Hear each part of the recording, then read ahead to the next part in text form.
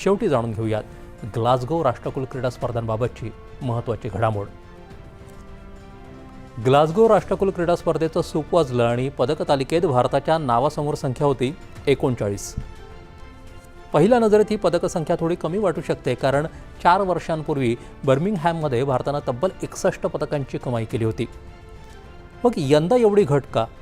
खरंच भारतीय खेळाडूंची कामगिरी खालावली आहे का, की यामागे दुसरंच गणित दडलंय? उत्तर शोधलं तर ही केवळ पदकांची नव्हे तर जिद्दीची गोष्ट ठरते. स्पर्धेच्या सुरुवातीच्या टप्प्यात भारत मागे राहतोय की काय असं वाटत होतं, मात्र शेवटच्या टप्प्यात आपण जोरदार मुसंडी मारली. भारतानं 13 सुवर्ण, 17 रौप्य आणि 9 कांस्य अशी एकूण 39 पदकं जिंकत पदक तालिकेत 4थ्या क्रमांकावर झेप घेतली. राष्ट्रकुल स्पर्धांचा इतिहासही तितकाच रंजक आहे. 1930मध्ये कॅनडात या स्पर्धांची सुरुवात ब्रिटिश एम्पायर गेम्स या नावानं झाली.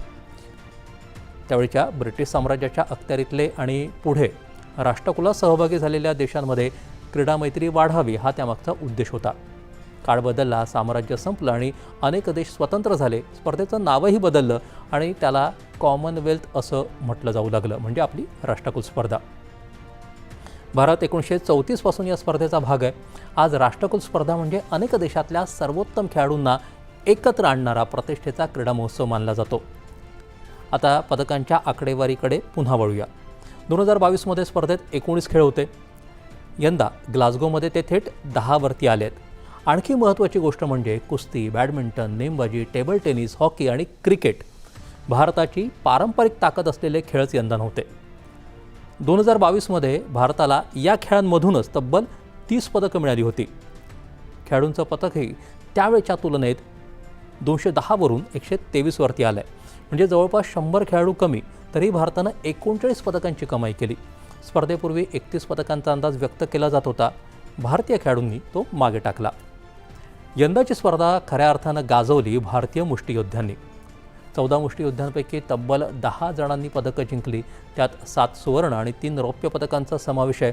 म्हणजे भारताच्या प्रत्येक साधारणपणे धरलं तर 4थ्या पदकामागे मुष्टियुद्धाचा ठोसा म्हणा, नाहीतर ठसा म्हणा, तो होता.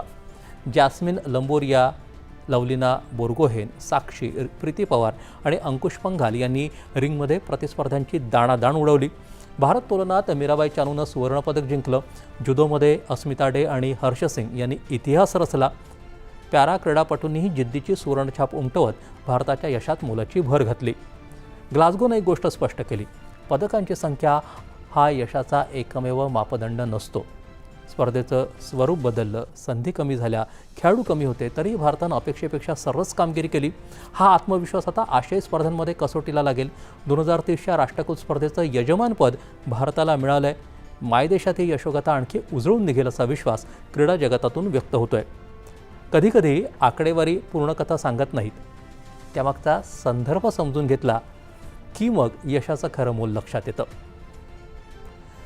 बातम्यांच्या पलीकडे जाऊन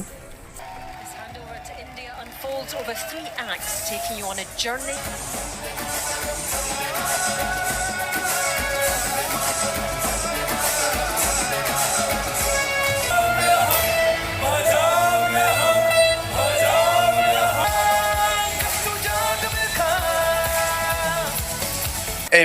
Ahmedabad, India.